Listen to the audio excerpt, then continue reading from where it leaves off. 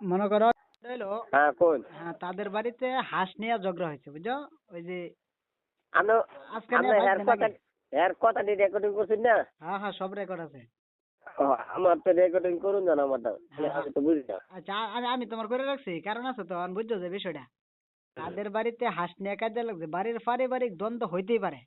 একসাথে লগের মানে সাথের বাড়ি থাকলে দ্বন্দ্ব, একটু আধটু পারিবারিক মানে ভাই দ্বন্দ্বটা তাদের ব্যাপার, কথা সেরম নেই।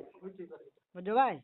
হ্যাঁ হাঁস নিয়ে ঝগড়া করছে তারা, মানে একদম করছে কেডা, এটা হইলো ওই যে ওই তাও এবার সারা মানে আমার বোন জামাই আর তার যে আর কি ছোট ছেলেটা আছে, তারা দুই ভাইয়ে ঝগড়া করছে।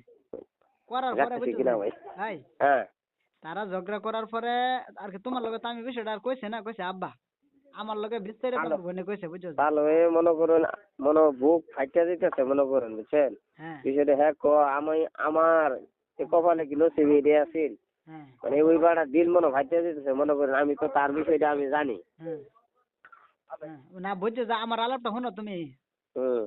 আর কি ফিরে আছো ভাই?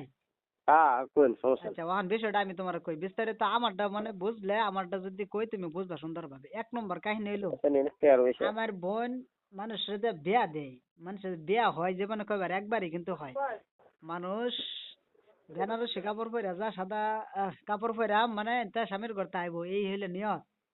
হুম। এখন মানুষের মনে করো যে একটা ঘর সংসার করতে গেলে অনেক কিছু ম্যানেজ করে মেনটেন করে চলতে হয়। এর হ্যাঁ, মধ্যে হইলো যে 1 নম্বর হইলো কথা স্বামী, সেরকম নেই।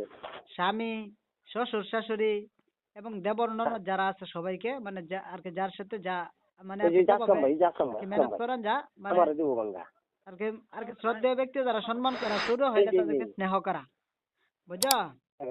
এখন আমার বোনে মনে করো বিয়ার পরে, বুঝছো, ঠিক আছে। তারা যেদিন প্রথম আইলো, আইসে প্রথম হ্যাঁ, মানে সেরার মা আর বোন, বুঝছো ভাই? আর কোন মানে